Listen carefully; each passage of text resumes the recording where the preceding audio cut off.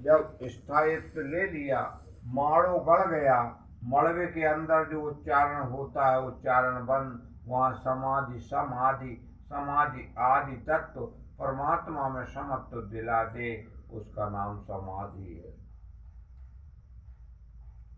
महर्षि पातंजलि कहते हैं, तदेवार्थ मात्र निर्भाषम स्वरूप शून्य में समाधि, लक्ष्य मात्र का आभास रह जाए, चित्त का निज स्वरूप शून्य सा हो जाए, और जिस प्रभु का चरण देखता है चरण मात्र रह जाए, देखने वाले चित्त का स्वरूप शून्य हो जाए, इसी का नाम समाधि है। जब मन बुद्धि चित्त अहंकार चारों ने स्थायित्व ले लिया तो माड़ो गड़ गया। उसमें पहले जो उच्चारण होता था, पहले तो ओम ओम उच्चारण था, वह भी शांत हो गया। समाधि की अवस्था आई तो उच्चारण करने वाला चित्त भी सम आदि तत्व परमात्मा में समाहित हो गया। मड़िए के चारण समझी दीना, उच्चारण के स्थान पर समाधि दे दिया, और जो साधक था मन पुत्र ब्याहिल माता, भक्ति रूपी माता, शरीर का जन्म माताओं से होता है, स्वरूप के जन्म में भक्ति ही माता है। विभक्ति माने विभाजन, अलगोजी भक्ति माने भगवान से सूरत का जुड़ता, भक्ति की चरमोत्कृष्ट अवस्था में भगवान प्रकट हो गए। प्रकट हुए तो भक्ति के द्वारा समाधि की परिपक्व अवस्था में जहाँ भगवान का स्वरूप प्रकट हुआ, भक्ति भगवान में समाहित हो गई, तो पुत्र ब्याहिल माता, भगवान ने उस भक्ति को अपने में समाहित कर लिया। भक्ति को समाहित क्या किया? भक्ति जिस घट में थी, भक्ति जिस भक्त में थी, उस भक्त को ही अपने में समाहित कर लिया। दुल्हन लीप चौंक बैठारी, निर्भय पद पर कासा, भाते उलट भरा तिन खायो, भली बनी कुशलाता, अवधू बो तत्तु रावल राता।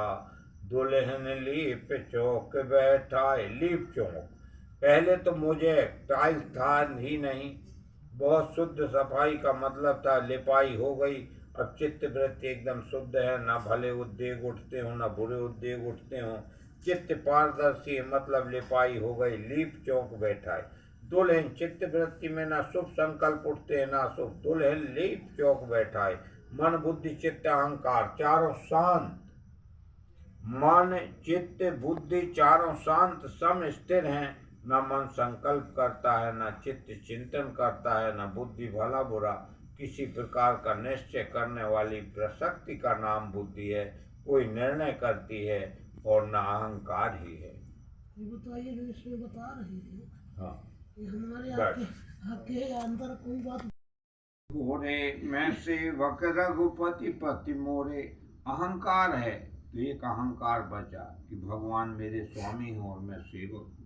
अब समाहित कर लिया तो अहंकार भी कौन करे, किसका करे, वह भी शांत हो गया। दुल्हन भगवान का सुमरन करने वाली चित्त वृत्ति, वह लीप चौक चित्त का धरातल एकदम सम शांत हो गया, उसमें सफाई में कोई कमी नहीं रह गई। दुल्हन लीप चौक बैठाए, निर्भय पद पर भाता, एकदम निर्भय, जहां भय है ही नहीं, अभय पद प्रकाशित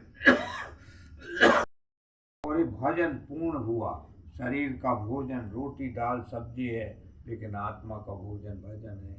जब चित्त शांत प्रवाहित हो गया, लीप चौंक बैठा ही दिया, विकार रह ही नहीं गया, निर्भय पद प्रकाशित हो गया, निर्भय पद प्रकाशा, तहाँ भजन पूर्ण हुआ। तो भजन रूपी भोजन इसकी पूर्वी भाषा में भात कहते हैं। भात ही उलट बरातिन खायो, भली बनी कुशलाता, भात भजन ने उलट कर बरातियों को खा लिया। भजन जब पूर्ण हो गया, भजन की पूर्ति काल में संपूर्ण दैवी संपत्ति जो बराती थे भगवान में समाहित हो गए।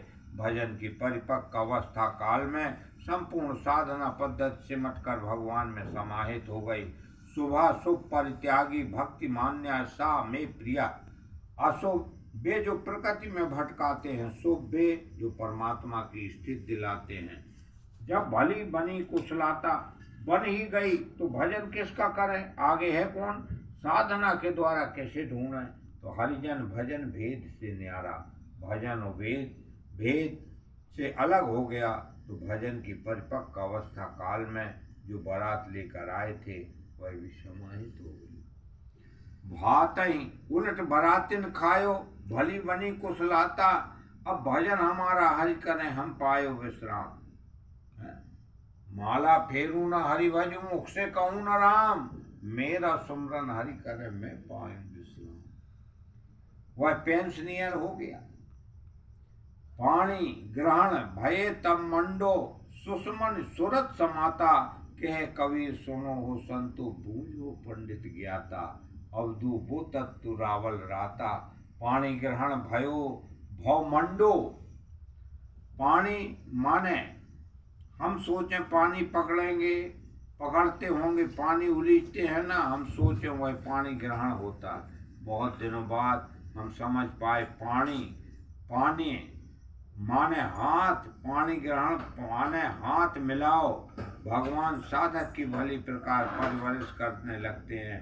जब भगवान ने ही हाथ पकड़ लिया तो अब तक वो भाव हमें डुबाने वाला था, अब भाव रह ही नहीं गया। प्रकृति पुरुषोत्तम में परिवर्तित हो गई। ईशावास्यमिदं सर्वम यत् किंचित जगत्याम जगत, सर्वत्र ईश्वर का वास है, किंचित हवा भर भी जगत रह ही नहीं गया। तो डूब कर मरोगे कहाँ? जब कहाँ गड्ढा हो तब तो मरोगे। जो भाव था वह मंडन हो गया, प्रकृति पुरुषोत्तम में विलीन हो गई। जैसे मीरा ने कहा, भाव सागर सब सूख गयो है, मोए आस नहीं कछु तरनन की, कि अब तरने की नहीं, भाव सागर सूख ही गया है। बिन गोपाल ठोर नहीं कतहूँ, नरक जात धोखा है, स्वर्ग नरक व परक समाना, जहाँ तहाँ देख धरे धनुबाना। न स्वर्ग स्वर्ग के रूप में रह गया, न नरक नरक के रूप में रह गया, न बैकुंठ बैकुंठ के रूप में रह गया। जिसकी हम चाह करें, जहाँ भगवान ने हाथ पकड़कर अपने में समाहित कर लिया, तब तो भाव था वह परमात्मा के स्वरूप में परिवर्तित हो गया, प्रकृति पुरुषोत्तम के रूप में परिवर्तित हो गई। वाणी ग्रहण भये भाव मंडो, सुषमन सुरत समाता। फिर साधक का मन सुख पूर्वक समाहित रहेगा। एक रस रहने वाली रहनी मिल गई, सुषमन सुरति समाता, मन सुख पूर्वक सदा एक रस में रहने वाली व्यक्ति में समाहित हो गया। कहें कबीर सुनो हो संतो, बूझो पंडित ज्ञाता। संत कबीर कहते हैं, संतो सुनो और समझो, बूझो पंडित ज्ञाता। कोई पंडित हो ज्ञाता हो तो बूझो। पंडित और ज्ञानी बूझे, सब पंडित भी नहीं समझ पाएंगे। बूझो माने बूझतानी, बूझ गई बूझल वानी, बूझो माने समझो। तो चतुराई चूल्हे पड़ी, घूरे पड़ा अचार, वो तुलसी राम भजन बिन चारों वरण चमार। पंडित एक स्थिति विशेष है। गीता में भगवान श्री कृष्ण पंडित की परिभाषा देते हुए कहते हैं, कर्म माने आराधना। इस कर्म को किए बिना न कोई पाया है न कोई प्राप्त कर पा सकेगा। कर्म अनिवार्य है, लेकिन कर्म करते करते यस्य सर्वे समारंभा काम संकल्प वर्जिता, ज्ञान दग्ध कर्माणम तमाहु पंडितम बुधा। पंडित किसे कहते हैं? लेस मात्र भी त्रुटि न रखकर संपूर्णता के आरंभ की हुई क्रिया कर्म क्रमशः उत्कर्ष होते होते इतना उन्नत हो गया कि काम संकल्प वर्जिता। काम माने कामना इच्छाएं, इनसे ऊपर उठ गया तो संकल्प वर्जिता। संकल्प का ही दूसरा नाम है मन, मन का ही दूसरा नाम संकल्प है। वह संकल्प से ऊपर उठ गया। यह मन की विजित अवस्था है, मन की निरोधावस्था है।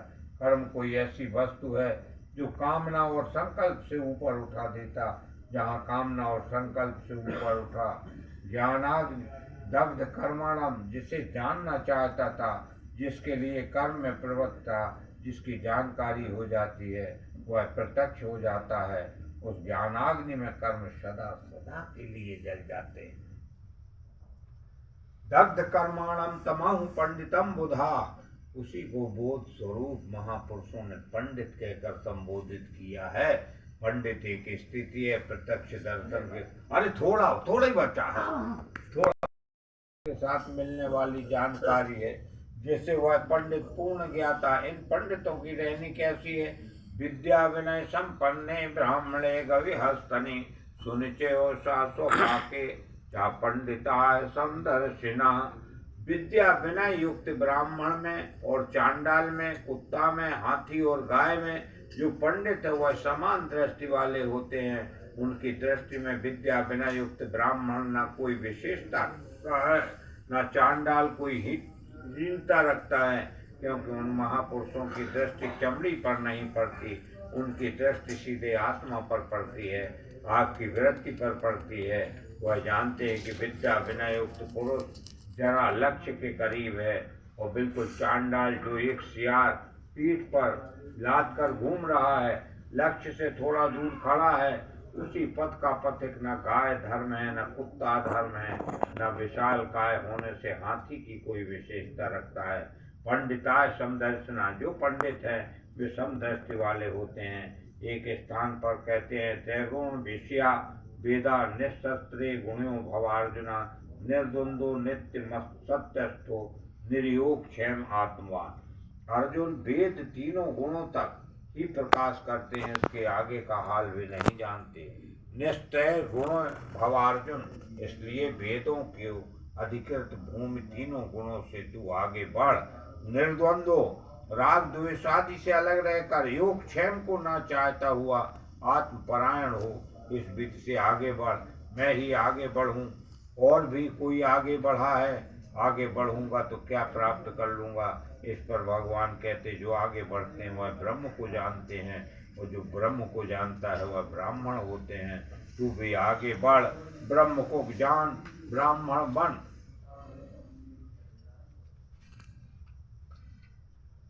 यावनर्थ उत्पायने सवरत सप्तलोक तोद के, तावान सर्वेषु वेदेषु ब्राह्मणस्य बेजानता।